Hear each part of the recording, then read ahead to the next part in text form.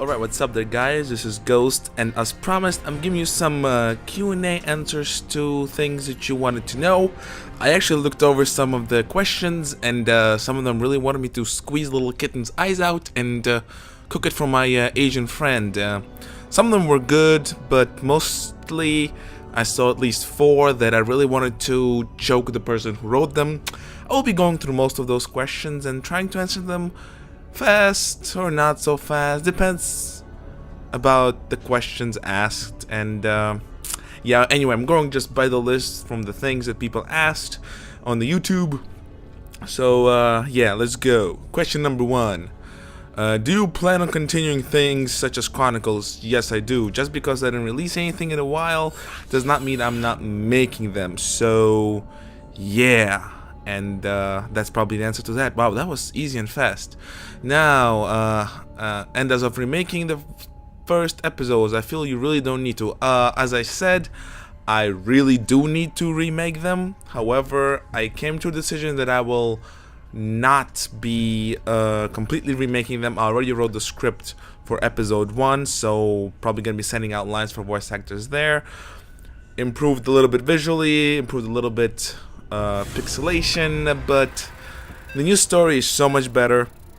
I went over my old my old videos, and the scripts came out to be like half a page long, and I'm really glad I enlarged that and put in much more story into it. And I'm pretty sure, guys, you will like it because it answers some pretty big questions. You can consider them episode blah blah blah .5 because it's so much more improvement and much more story told within the episodes. At least I know episode 1 and episode 6 gonna be complete overhaul. Episode 2 not so much. Episode 3 and episode 4 so-so. Episode 5 probably not gonna even touch it, but I'm pretty sure that it has to be changed as well.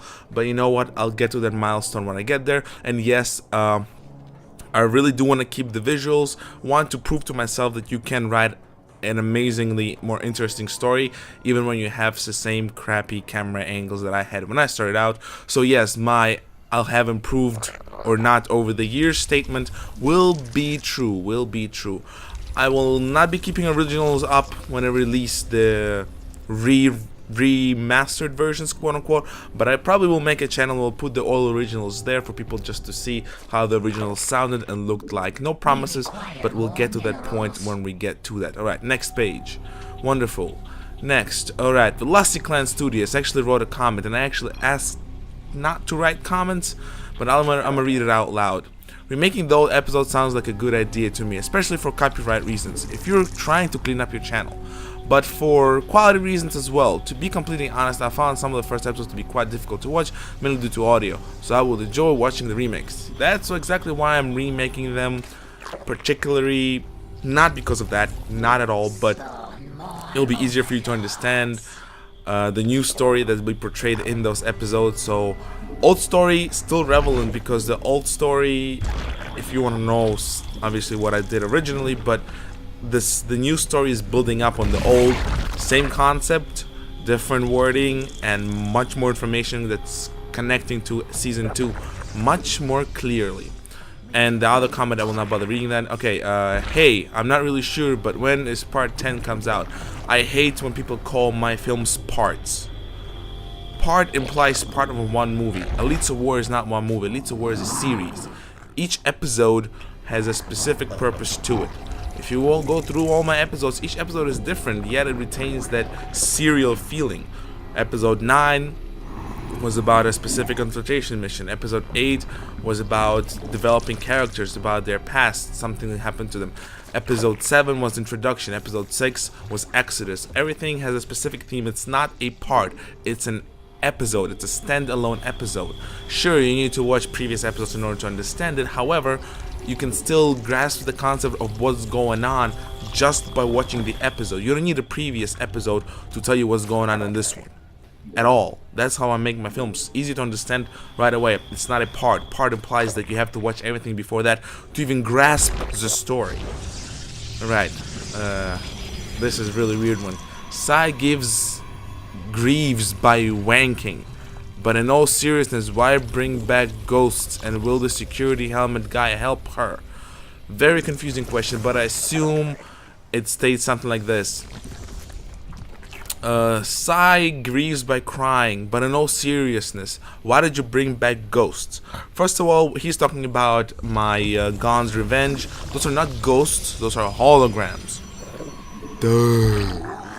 And if you're not talking about that, then those are not ghosts, those are spirits or visions that Sai has. I thought that was pretty clear when the scene with Penelope happened, as well with the scene when Penelope and boss both appear. And if you're talking about the scene in the graveyard, those are holograms, those are new ways of remembering your fallen comrades. Next question. Alright, you say that you will be changing the script when remaking season 1. Will there be anything with such great an impact to influence changes in episode 10 and 11? Absolutely not. Episode 10 and 11 are being written by themselves. And season 1 is building up, as I said previously, on what's been already said in season 1. So you can watch season 1 completely, the new version completely by itself. You don't need to watch the previous version of season 1. But if you watch the previous version of season 1, you will kind of see the changes I made and why I made them. So it's for you, the viewer, to decide which one you like more. But I will be keeping the new versions on my channel permanently, assuming there will be no hiccups with them. Currently, I have 3 pieces redone, and I have to redo another piece right now because, once again, apparently something new came up with the copyright issue, and I have to change something again. Yeah. Alright, next one. How do you come up with ideas from a machinima? Brain. I assume every human being has a brain. Can be said that crackheads and crackpots lose some of their brain. But yeah, brain, nothing really. I mean, obviously I will watch a movie that inspires me. I rarely do that. Another machinima inspires me. I try to stay away from that completely. But movies, books, sometimes I will just hear a song and it will cause an emotion that I want to do. For example, the newest Vita de Milites that I already voiced, not released yet, is very emotional. It will be something that probably most of you will not expect from Tekan's story at all, and it can swing both ways. Some people will like it, some people will dislike it, because he is, let's just say, he's a human being. And because I say human being, because I can't say elite being, because it's not gonna work. He's a human being. He's flawed. He has feelings, he has emotions. He's not a robot. At least he's not a sentient robot. I mean, yeah, he's not a machine. He's a living, breathing creature that has a bunch of emotions that you and I have. If you gonna say that that person does not deserve to have certain emotions, sorry, you will not like the next Vita de Milites, but you know what?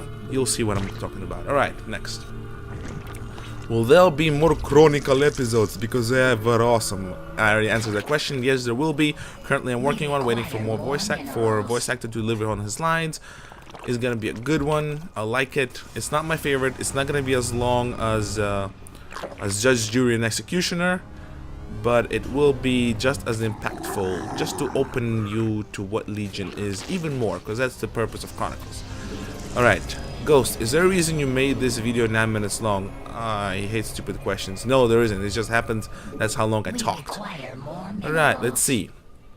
How did you come up with the idea of Elites of War? I explained that before. I was part, and still am part of a Bungie.net group. We called ourselves a clan before. It's called the Honor Guard Society. A bunch of us made a role-playing thread. We created our own characters. And I decided to tribute that thread by creating Machinima. Elites of War were born. The rest is ancient history, which you can watch on YouTube right now. Alright, next. Question. That's a statement. Again, I agree. Someone can make an awesome script in a short amount of time. That's in regards to me stating that there's a few, let's say, unnamed machinima directors who believe that in order to procure a good script, you have to waste time and time and time on it. There are also a few people who believe that in order to create a good character, you need to waste months and months perfecting them. If you have a good head on your shoulders, if you have a brain, and at least some imagination, that can be done in days, if not hours. Whoever tells you otherwise, do not believe them, do not follow them. They're not worth your time. Nobody has the right to tell you how long you can take on creating a character. Nobody. And if you're an aspiring director, never let anybody tell you that you created something too fast, that's why it sucked. It sucked because you created it wrong, or you did not put enough effort. Time has nothing to do with effort. Alright, next question. My question is, what exactly is human empirical? I get that it's like a new human empire, but what is it exactly? Whatever happened to UNSC, or the UNSC never existed with Elites of War timeline? UNSC exists within Elites of War timeline, because Elites of War timeline, quote unquote, is based on the Halo story, but not books. I will state my opinion on books a bit later, maybe when another question pops up, but Elites of War is based on the Halo storyline based on video games. And I take all my facts from that. I occasionally use Wikipedia and I occasionally use the books, but mostly no. UNSC implies United Nations Space Command. United Nations Space Command implies something to do with Earth. Now, since in the world of Halo, Earth is not the only human place, there are also colonies.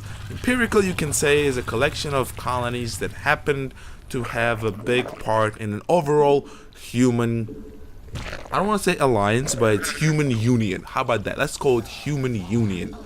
Because UNSC is only, that's a flaw within Bungie and the books. UNSC to me means United Nations Space Command. United Nations implies all the nations on Earth, because colonies are not considered nations. They're considered estates, for more or less. And those estates happen to try to go independent for a very long time. That's why Spartans were created. There's a civil war going on between the humans during Halo timeline. Constantly, rebels constantly attacking installations of the earthly controlled colonies, or UNSC, blah blah blah. So UNSC still exists, but empirical is it's a collection of independent colonies that united to form a new human empire, quote unquote. That's what empirical to me means. But I just needed a side where humans can call themselves, and calling them UNSC is pointless because they are not United Nations. They're United Humans. Blah blah blah blah. All right, next. As of your time you have been writing and whatnot, is there a time you prefer to do these things, or you're constantly writing and do not have a specific time frame, writer's block? I write whenever I feel like it, and I never had a writer's block, because ideas are everywhere. You just have to look for it. There's just no way you can have a writer's block unless you don't really put any effort, or you have no idea what you're trying to do in the first place. Writer's block to me is when you literally do not know where to go with the series or with the episode. Just because you can't make up a line for a character to connect what you want to do, that's not writer's block. You just have to take a break, watch TV, eat some popcorn, and come back to it, and then something will come up. And that's not writer's block. That's just being called exhausted and out of ideas. Writer's block is you completely blank for days and days. You have nothing to write about because you just can't. No, I never had a writer's block, and I don't have a specific time to write. I just write as it comes. Alright, next. Oh, it's Arbiter's set of questions. Oh, people will like those. What first motivated you to make machinima? I already answered that. At Bungie.net group, wanted to make them feel good, made machinima. Blah blah blah. What is your favorite part of machinima process? Nothing. I hate it all. Everything is so damn boring. You know, there's some truth to that, but I guess the most favorite part is when I click render button, and then I go to sleep and I wake up and I have a film. Poof. That's my first favorite part. Right? How does the final product of your films compare to your initial preconception to that film? I'll be honest. Word for word, scene for scene, action for action. I never plan things that I can't do, and I never plan things that I can't handle.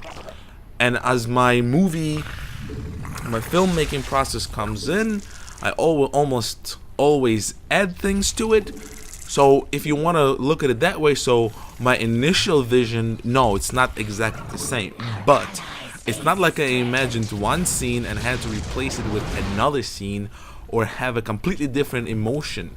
No. Everything that I want to do in the film, everything comes out. I already explained how I did that.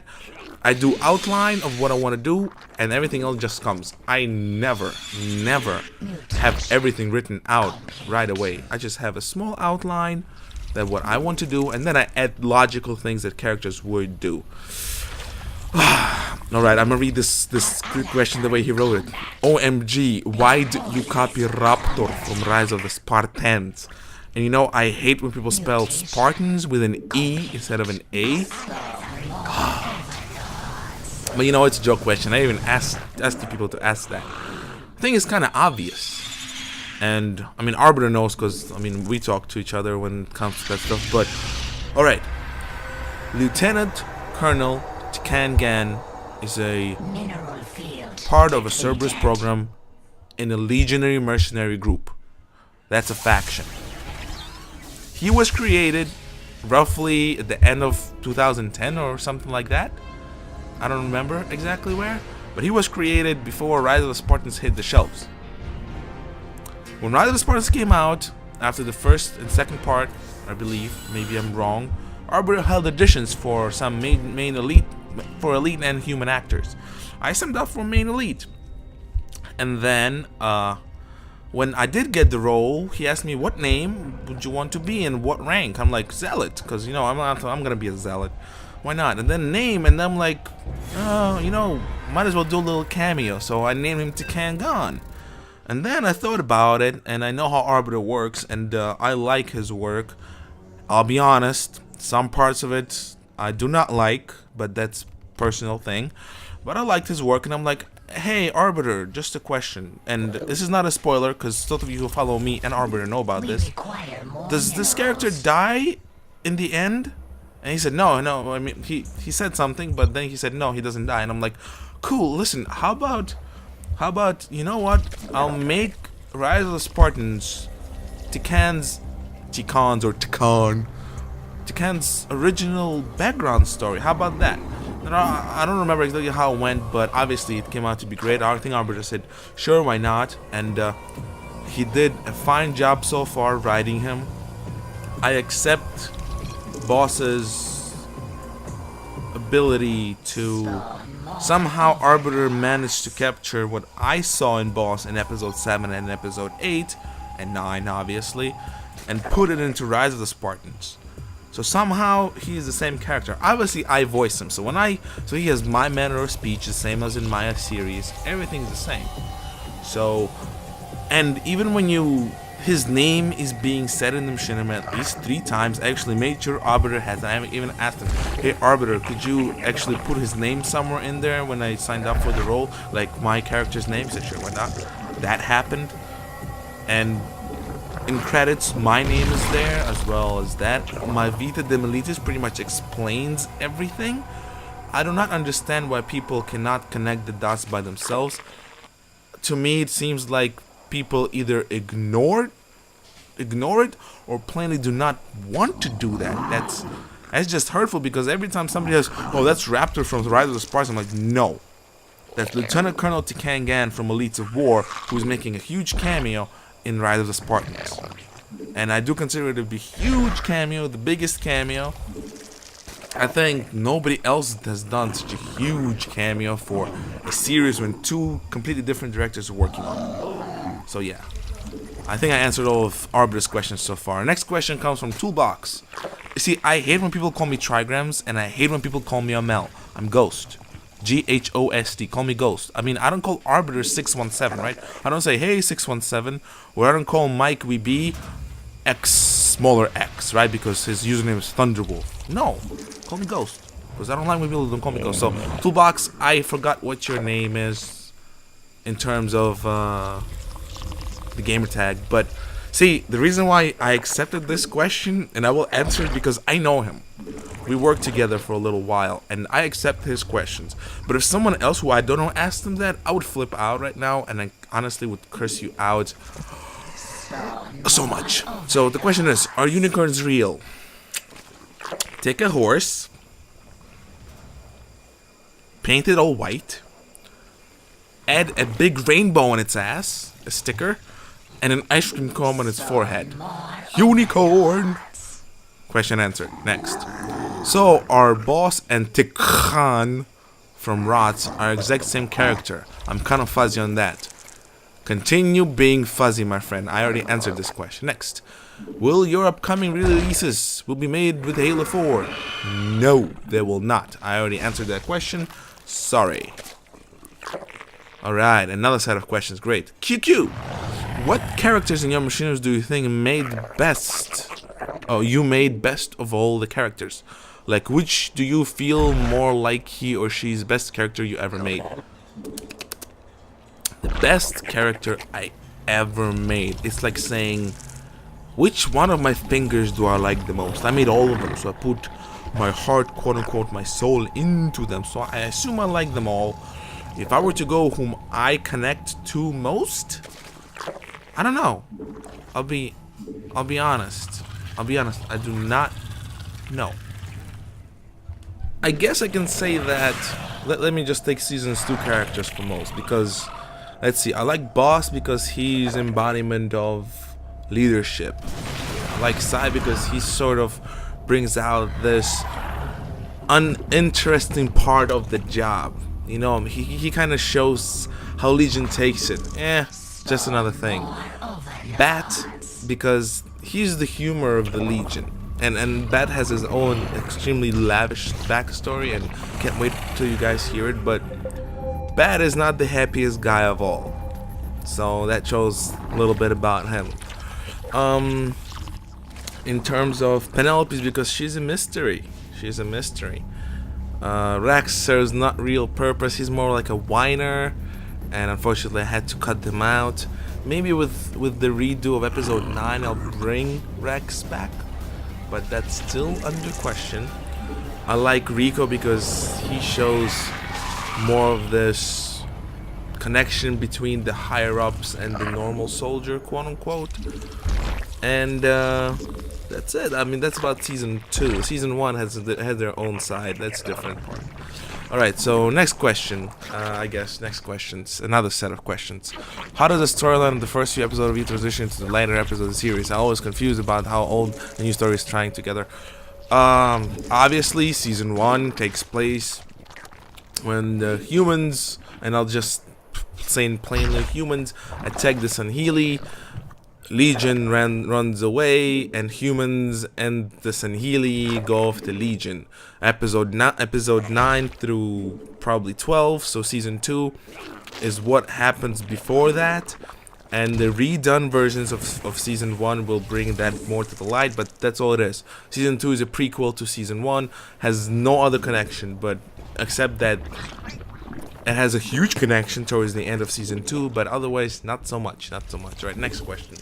Will the Raptor Squad Chronicles be ending with the launch of Halo 4? Will it continue to remain in the storyline? Of course it will continue to remain in the storyline, but of course they'll be using the new Halo 4 engine for that, assuming that all elites will have a bunch of different armors and not just few armors here and there. Hopefully, from what I heard, they're gonna be awesome, and I'm gonna be like, epic!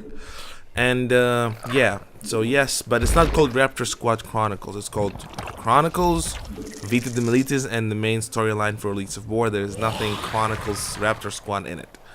Not at all. Another question. Are you glad that you decided to get into Machinima when you did? No, because when I got into Machinima, I started dying. There's only four directors whom I know, including myself, who keep the Machinima alive, and that's independent. Obviously there's a bunch of dependent, or should I say not partnered, but more into business-like relationship between Machinima and themselves. I can say that I will be moving hopefully towards that as well, but when I joined it wasn't really all that flourishing. I can say that when I joined, Machinima was already done and redone so many times that even Red vs. Blue went into CGI instead of sticking with the Machinima, which is Machinima. So I would say that I'm not glad that I got in when I got in. I wish I got in earlier, but I am glad that I did get into it. So that was alright. That was nice, right? Once again, another question. Will there be any more episodes of the Chronicles? Yes, there will be. Answered question before. Or, are you doing anything new after Elites of War, and will it be in Halo 4? No, I'm never gonna be using Halo 4. I mean, what common sense is there to use? I mean, why would I switch to Halo 4? I mean, what is the logic behind that? I don't understand. And no, I will not be switching to Halo 4, in case you don't understand sarcasm.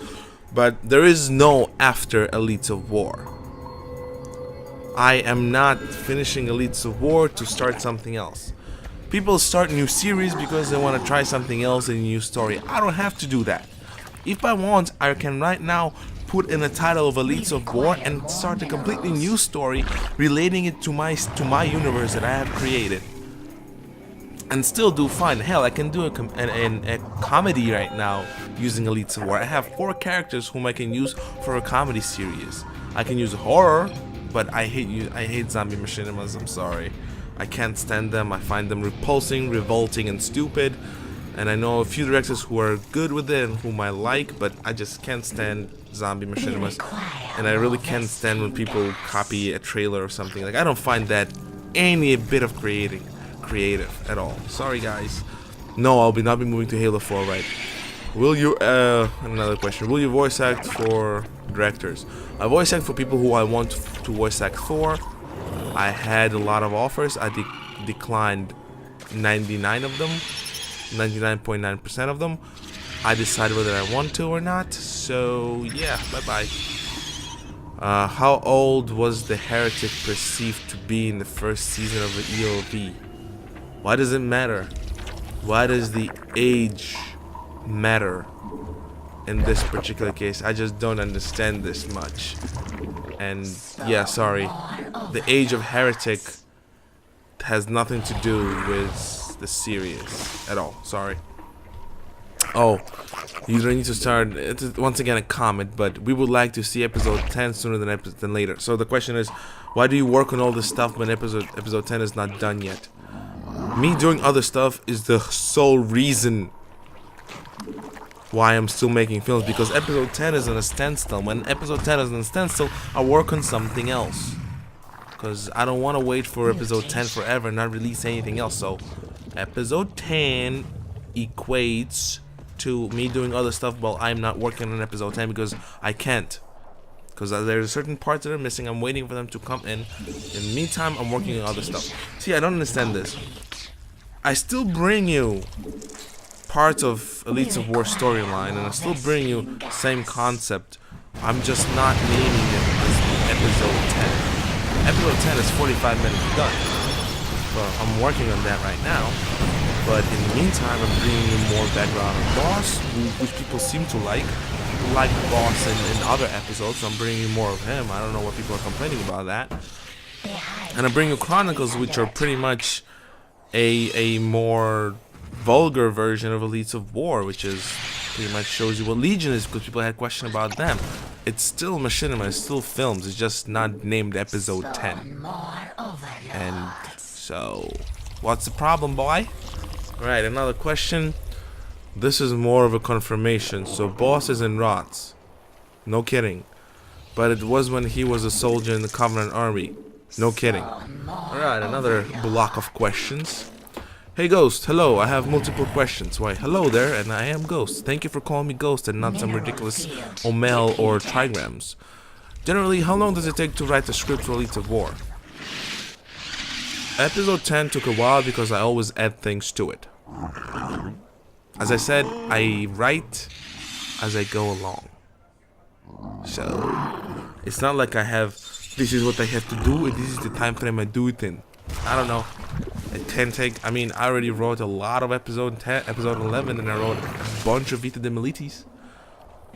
I can write 3 Vita de Militis a day. I can write a Chronicle in 2 days. If I really wanted to, I could write episode 11 tomorrow. It doesn't take long. The reason why it takes long is because I always add things to it, so I don't move from one scene to another unless I'm sure I am done with it. So if I have something that I feel is not finished, I will continue to adding onto it before I get to my next bulletin in my head, and I don't write things out at all. Alright. Are you available as a voice actor for Machinimas? I already answered that question. Alright, next set of questions. pretty deep. And the last ones too. Will there ever be any episodes or shorts explaining the other 3 Raptor Squad members' involvement with the squad? I don't think that's important. First of all, you're already seen a buttload hints about Penelope and Sai. You saw a big ass hint about Bat, and you have an entire series dedicated to Boss. So I don't really think I need to do anything special for other 3 members, because reason why I am not doing it because it'll be explained better in if I do it my way, which is just, you know, telling the story and you'll just find out about stuff like that. What gave you inspiration for a VOV? I already answered that. Are you going to stay with VOV and move to another series? There is no other series in my head at all. No other project. I am not somebody who will go and name something super duper Spartan Squad 27.7. No. I have Elites of War. What else do I need? I can do everything with Elites of War. Let me do this. I hate zombie machinimas.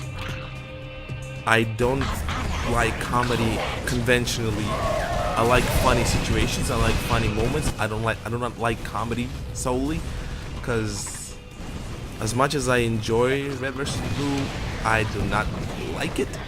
I enjoy the jokes and I enjoy cinematics, but in my opinion, Red vs. Blue is not top-notch machinima. Wink, wink. I don't do horror, not in the conventional way. I hate horror. Hello, I am Rogue AI. I will haunt your ship forever. You know, ridiculous stuff like that. No, that's not horror. That's trying to be sneaky about scaring people and pretending like you give a quack. You know, my horror is different. My horror is psychological. Everything, Elites of War is a very psychological. Just look at Vita de Militis. It's extremely psychological. If you don't get that, sorry. So that leaves me with everything else: action and drama and storytelling, character development, comedy, everything. All of that, minus the zombies and supernatural shit. I don't do that. So why do I need to switch to something else if Elites of War have everything I need to do? I just said it before. I can do everything within Elites of War universe. Everything. There's nothing that I can't do. Alright, next. What exactly are all of the factions in Elites of War? Alright, you know what? I guess that's an honest question. I can name a few. Alright, so the ones that you already know. Obviously the Legion. It has a different name, but you haven't heard it yet. But Legion, a mercenary group. You have Sanheli Alliance, the alliance of all clans and colonies under Sanheli control. You have Human Empirical, which obviously a human coalition of human colonies. You're gonna see Summer in there. I'm not gonna say anything else about that. They're not developed enough for me to go into it. There's also Dancing Blade Sisters from episode 9. Yes, yes, yes, yes, yes. And then there is what I like to call Leon Nelson's people. They're also factions. So yeah, there you go, like 5 factions. Some of them are extremely developed, some are not, so hey-ya! Fact, all little children watching want to grow up to be just like Boss. No, they don't. I don't really think they really want to be a bloodthirsty murderer who kills for money. I don't really think children really want that, unless they already have very little self-pity and compassion. Hey! Is Strelly truly that bored depressed whenever he's on a job? Yes, he is extremely bored. He's a extremely highly trained soldier. Once again, if you've been following Chronicles, you would know that Sai has been with the Legion for at least 15 years. He's been in the Legion longer than Boss has been. Both him and Penelope until she died. Wink, wink. They've been in the Legion longer than Boss. So Sai is you can say, extremely heartless. And he's really bored during those missions. Nothing for him is exciting anymore. That's why he shows no emotion. And it's not because he's emotionless, it's just, if you're going to be doing the same thing over and over again, obviously you get paid a lot of money, but I don't think you really want to care that much. Another guy's head's rolling on the floor. Another million credits earned. I'd be like that too. I'm like that on my work now. Like, did that. Did this. Just because he acts like that during a job doesn't mean he's bad. I mean, you saw him off duty. He's a psychopath. He's really cuckoo. He's imagining ghosts and talking to air, so hears things a lot too. So I guess this is all for the questions for now. Hopefully that answered some. It came out to be a bit longer, probably like 35 minutes, right? Yeah, almost 30, actually 35 minutes right now. I guess I'm done. I really wanted to speak a bit more, but time is constricting my abilities. So, yeah. Well, lucky you guys actually found some time on a different day. It's a new day and no new sets of questions, but I really want to talk about something else that I have been doing lately. So, probably what I really want to talk about is one of those things that nobody ever bothers to ask is, why are you such a prick when you answer comments? And this is my second time recording this. The first time was me extremely vulgar, and it was really funny, and I really did like it, but I decided to keep it in the down low tone, because maybe it will sound funnier that way. I do not like stupidity, ignorance, or moronity. Is that even a word? But I believe that when you comment, you have to have a head on your shoulders. Or at least attempt to pretend you have a head on your shoulders. And when you fail to do so, I am the meanest person in the world. I'm one of those directors, and actually probably one of many few directors, or maybe even the only director who's not afraid to insult his fan base and the viewers.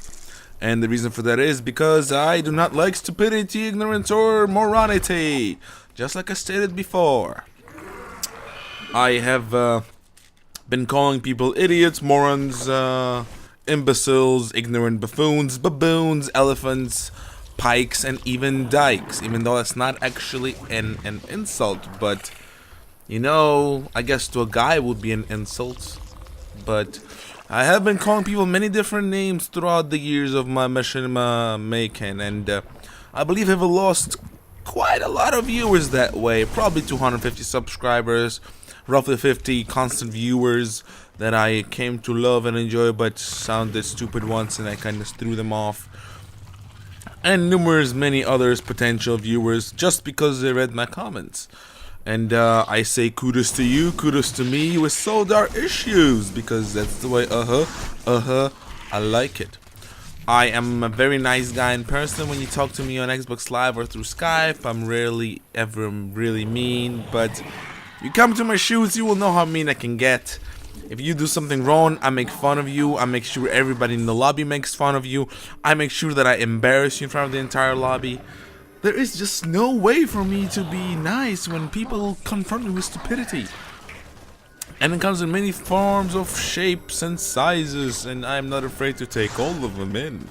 That sounded a bit suggestive, if you know what I mean.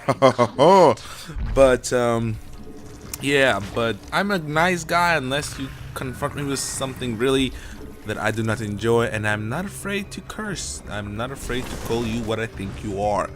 Something else that really grinds my gears, get it?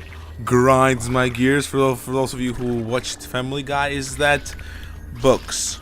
I hate people who have books shoved so deeply up their booties that they have this notion to believe that if something does not follow a book or known canon, that somehow your film becomes completely and utter shit and crap. There is particular directors that I know who do that, and then there are people who just generally take it into account. Some of them are British, and I love British people. I can't stand when British people sound stupid. But when people just take books and eat them up and believe that's the code by which they have to go and roll, I just have an itch to really seriously hurt them with my fists and my feet and my homegrown cactus. Or at least take my high-rate 500 FPS BB gun and shove it up their ass and shoot entire 250 BBs into it.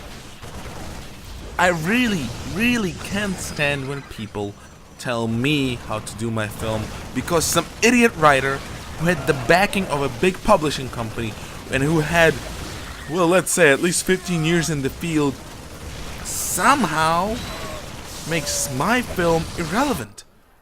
I don't like the books. Why should I even consider them part of original canon. I have games for that. That's what I have games for. That's what I consider canon fodder. But yeah, don't bring up books. I read books. Some books are amazing. I can't wait for Halo 4 because some aspects of it do tie it into Elites of War extremely nicely. It's like Separatist Covenant. There are some issues with it, but as far as I know, Elites are playable in custom games, so I am good to go with Halo 4. Can't wait. I saw Red vs. Blue Halo 4 skits. I can't say that I like artistic style, can't say I love the helmets, but it is a step up in the right direction. And my Skype is just being crazy because I'm talking to a bunch of people. There was another question actually that came in late about Reed, the Spartan from Series 1. He's still around, but just as the rest of the story, he's not gonna be revealed. What is he doing yet? But this is probably what I wanted to show. There's probably gonna be a little skit going on towards the end, so stick around if you want to look at it. I'm gonna take a little break, a little pause of what's gonna happen right now, and probably come back with more questions in like a second or not. Alright, peace out, guys.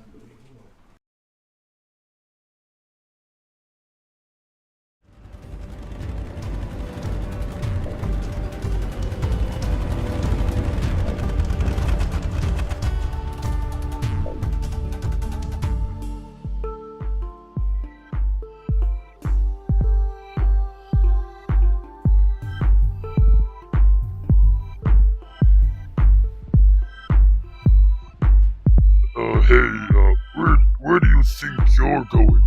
What happened to Glark? He no work here no more. Out at last, grunt. You're going to regret this, buddy. Vriska, it's Steiner. One of your bulkheads won't let me in. Yeah, that's him. Alright. 3, 2, 1. Idiot, do you know who this is? You incompetent imbecile. Finish your shift here and then start shivering shit in the back. Useless cretin. My apologies, boss. It will not happen again. Sorry about that, Mr. Steiner. It won't happen again. How may I be of service? Business, unfortunately. I like to speak to Sir Ghoul. Of course, Mr. Steiner. Please follow me. And once again, my apologies for our security.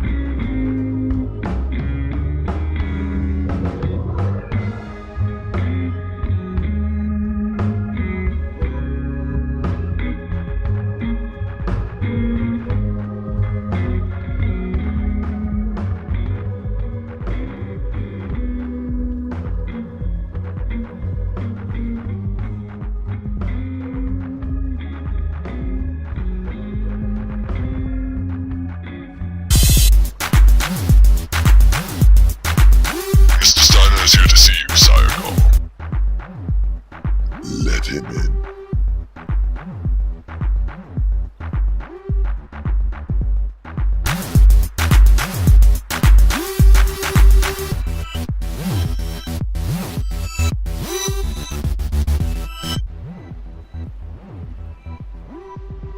Rondo! How is my number one guest doing? Not bad, not bad. Little occupied with work, but overall not bad. Good, good. So, what can I help you with? Work. Got a few leads, though you might be able to help. You heard about today's incident at Lepet's Plaza? Of course. The media blown this into a central story. Well, I thought you had something to do with it. Close. You hurt my feelings, and I thought we were friends. Let's be honest now. It was done fast, professionally, and right to the point. And the only ones capable of doing something like this are your goons. I take that as a compliment. But you know we don't do politics. Besides, Senator Wilkes was in support of casinos in his campaign. Something about stimulating the economy. I get to build more casinos, government gets taxes, win-win. So, getting rid of him is against my interests. That leaves paladins then. Paladins, You can't be serious. They can barely keep their territory running. Plus, they don't have friends like you to help them out with delicate cases. I tell you what, I'll look into this, and if I get something, I'll call you up. Really? Usually it's the other way around, Rando. You do me a favor, I do you one. Simple courtesy. I guess so. Well, as always, it's a pleasure. You sure you don't want to stay around? Might win something good for your missus. No thanks, I'll pass this time around.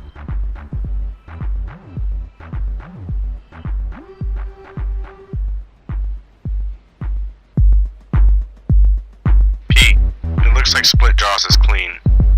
You sound upset about that. I'm still handsomely alive, aren't I? I'm almost at the Paladin's bar. Emu picked up another trail, and Chairman Typho of Templacorp, he called Wilkes 30 times in the past 24 hours. We're gonna chase every lead then? Oh god, it's the Mahoney case all over again. Close to it. In the meantime, run to the lab, get reports on the rifle and the equipment, see if anything useful can be gathered from there. I'm sure that Freeman has sent the word there about your suspension. Well, you still have authority. You might as well use it. Oh, I shall take advantage of that, Mr. Wolf. 3 weeks, you get me lunch. I already agreed to pay for the drinks. There's no way I'm getting you lunch. Oh well, it was worth a shot. Alright, I'm by the Paladin's Club. Relay the data to Emu. I'll have a talk with Igor. Alright. Oh, and give me one of those Soviet kielbasas. Fine. Freeloader.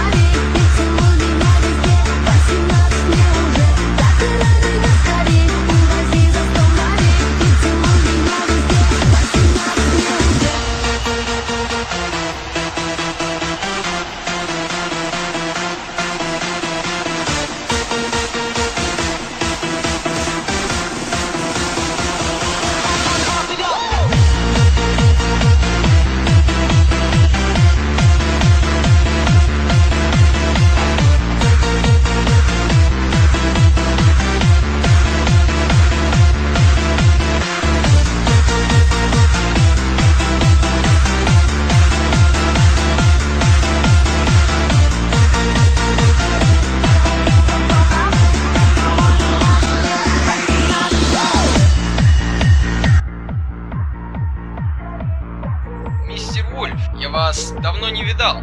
Да, я очень занят. Работа украла все время. Вы долго будете оставаться? Нет, я пришел к вашему боссу. Follow me, please.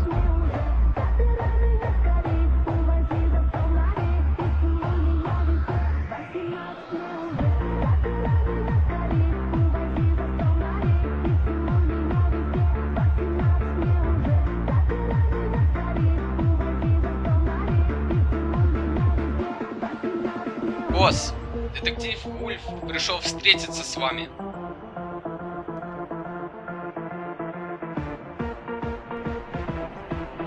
Ah, Wolfie, my favorite four-jawed friend. How have you been? Not bad, Igor. Besides all the crap in my life, I'm doing pretty good.